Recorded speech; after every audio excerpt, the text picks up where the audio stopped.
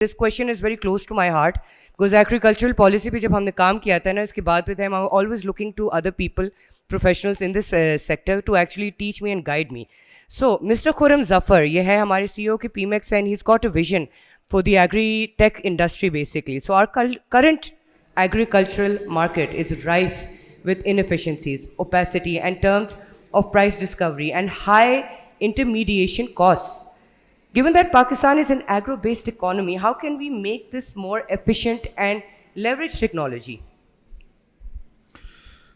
Thank you, Zainab, for having me here and asking a very good question because not because of the inefficiency that exists in the agriculture value chain, but because of the scale at which this inefficiency is applicable to. Just to give you an idea, if you only take into account the grains that we produce in this country, there are about 50 to 60 million tons of grain production every year. और इसकी अगर हम एक दफ़ा trade value को assess करें, that comes to about 6 to 7 trillion rupees annually. Now, of this traded value, is with intermediation costs in our markets, जिनको हम मंडीज कहते हैं, it's close to 10%, 5 से 6% buyer side के ऊपर, 4 से 5%. 6% सेल साइड के ऊपर और 4 से 5% बाय साइड के ऊपर, जिसका मतलब है कि 500-600 अरब रुपए की सिर्फ इंटरमीडिएशन कॉस्ट है of moving a bag of wheat or a bag of sugar from one hand to another hand, right?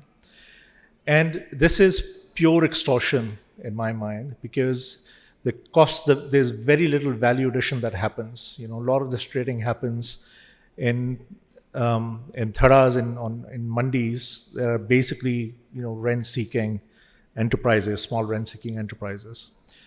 And I've run the numbers around this, and we believe that we can reduce this intermediation cost to about 1%. And the rest of that money, you know, 500-600 Arab rupiah can go into the pockets of the farmers, to the pockets of the millers that actually do something with it, and eventually can be passed on to the consumers of Pakistan and lower inflation. If you add to that about 13 to 16% estimates of wastage that happens in the case of grains and about 25 to 35% in the case of perishable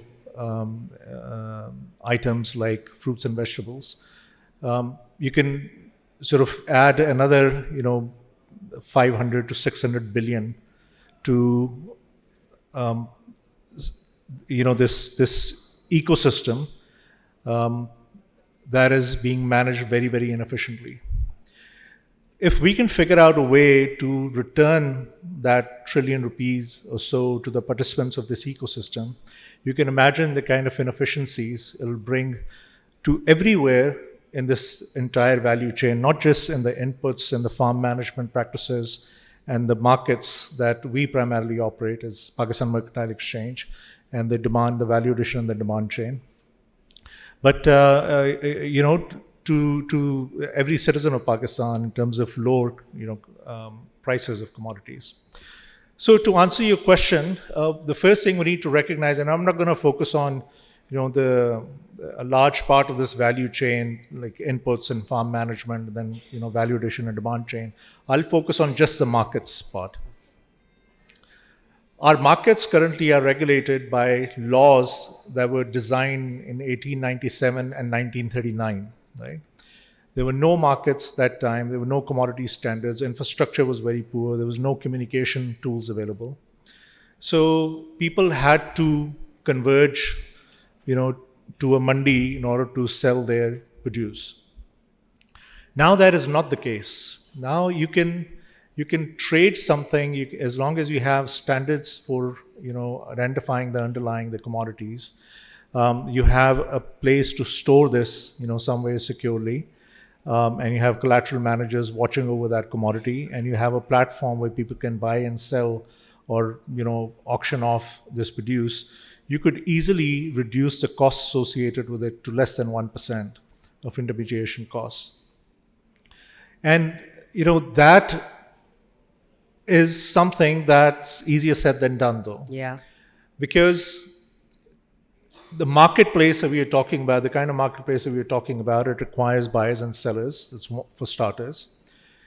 It requires a large storage infrastructure in the country. It requires quality graders and assayers. It requires banks who can take the commodity and give financing to the farmers. It requires insurance companies. So there are technology platform vendors. So it requires a lot of participants in this large ecosystem to come together and work in tandem in order to realize the true benefit of this ecosystem that we are talking about. And therein lies some of the challenges of why this hasn't happened over so many decades.